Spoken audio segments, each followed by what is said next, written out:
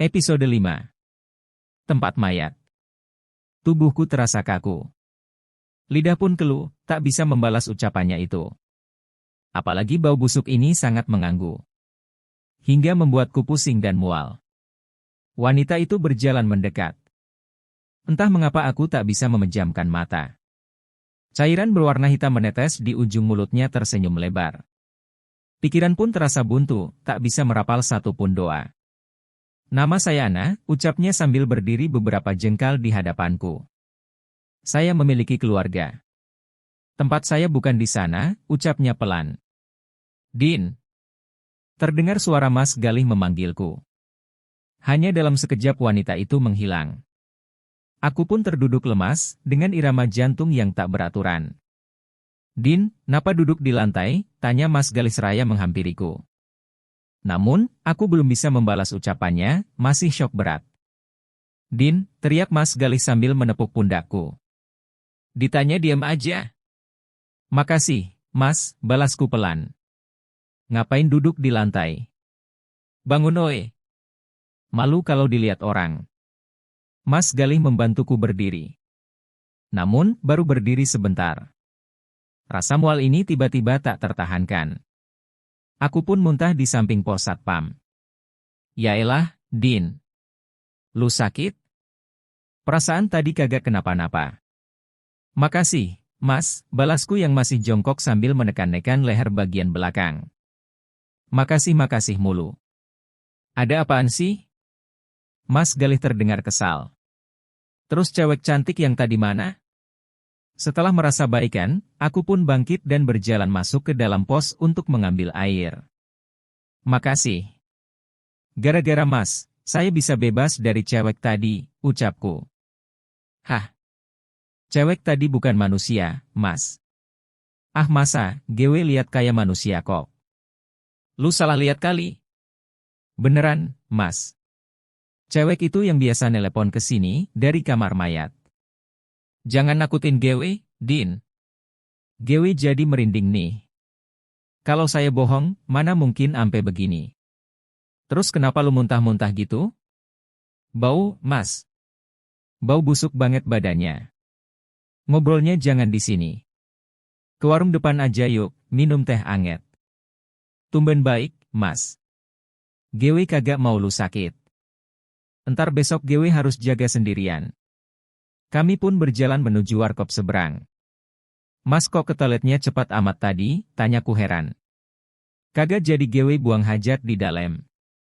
Serem ah, entar dikerjain lagi.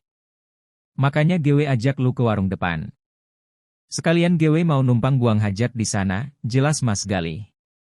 Oh, pantesan tiba-tiba baik. Gue peduli beneran sama lu, sahutnya kesal. Iya, Mas. Makasih. Setelah Mas Galih memesankanku teh manis hangat. Ia pun pergi ke toilet. Aku melamun, sambil memikirkan ucapan wanita tadi. Namanya Ana. Ia punya keluarga dan tempatnya bukan di sana. Apa maksudnya? Ngapain Mas bawa ember? Tanyaku saat Mas Galih kembali sambil membawa seember air. Abis dari sini, bersihin tuh bekas muntah lu. Bau ntar, balasnya. Oh iya. Setelah meminum segelas teh manis, kami pun kembali ke pos. Aku pun langsung membersihkan bekas muntah tadi. Kemudian mengembalikan ember ke warung seberang.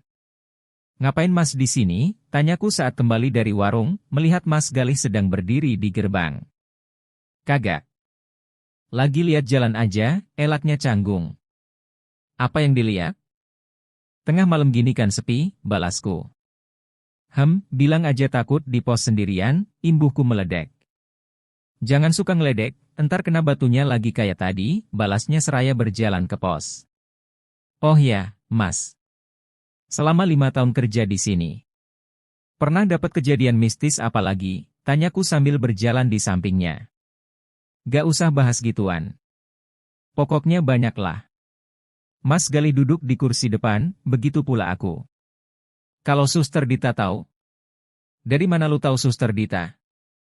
Mas Galih malah balik tanya. Kemarin saya sempat ketemu. Di selasar deket kamar mawar.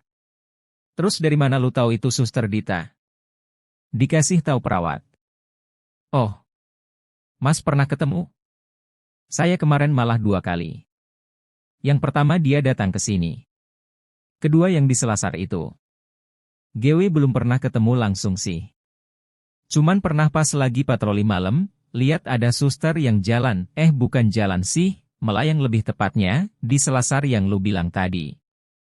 Oh, sayang banget gak pernah ketemu langsung. Padahal cantik loh, Mas. Cantik sih cantik, tapi tetap aja setan. Iya juga sih, Mas. Obrolan kami pun berlanjut, hingga tak terasa sudah pukul 2 pagi. Lu mau patroli ke dalam gak? Tanya Mas Galih. Gak ah, Mas. Mau di sini aja. Mas aja deh. Gewe juga gak mau sih, Din. Kami pun akhirnya menghabiskan waktu shift malam dengan menonton televisi. Sesekali kulirik telepon di atas meja. Berharap benda itu tidak berbunyi dan merusak suasana malam yang sudah kondusif. Matahari sudah terbit, sementara aku masih diam di pos menunggu seseorang. Pak Supari. Ada sesuatu yang ingin kubicarakan dengannya. Gewe balik duluan ya, Din, ucap Mas Galih pamit. Iya, Mas. Hati-hati. Mas Galih pun pulang dengan mengendarai sepeda motornya. Tak lama, Alip dan Rian datang. Lu jaga sendirian lagi tadi malam, Din, tanya Alip.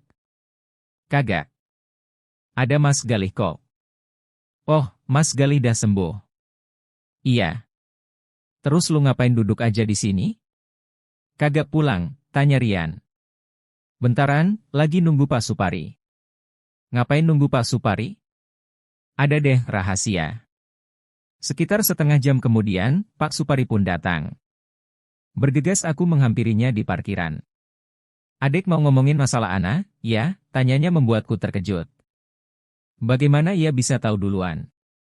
Kok Bapak udah tahu? Bapak cuma nebak aja. Dia minta tolong ke Bapak juga? Pak Supari tidak menjawab pertanyaanku. Yuk ikut saya ke kamar mayat, ajaknya. Aku pun ikut bersama Pak Supari, tanpa bertanya apa alasannya mengajakku ke kamar mayat. Setibanya kami di sana, masih tercium bau busuk yang menyengat. Kok masih bau, Pak? Tanyaku penasaran. Nanti saya jelaskan di dalam, balasnya masuk ke dalam kamar mayat. Aku pun membuntuti dari belakang, sambil menutup hidung dengan telapak tangan. Pak Supari membuka tirai yang terbuat dari plastik, menuju lemari pendingin. Di sana ada jenazah Ana, ucapnya seraya menunjuk ke salah satu laci penyimpanan jenazah. Dan bau busuk ini berasal dari sana, imbuhnya. Bukannya udah benerin, Pak. Kemarin memang sudah normal, tapi entah kenapa laci tempat jenazah Ana mati terus. Udah dicoba dibenerin tapi masih gitu terus. Tempatnya bukan di sana, ucapku pelan. Apa, Dek? Ana bilang tempatnya bukan di sana. Dia punya keluarga. Apa Bapak tahu keluarganya di mana? Jenazahnya ini awalnya tanpa identitas, Dek. Bapak baru tahu namanya karena semalam dia datang ke rumah. Terus gimana awal mula jenazahnya bisa sampai di sini? Jadi begini ceritanya. Bersambung.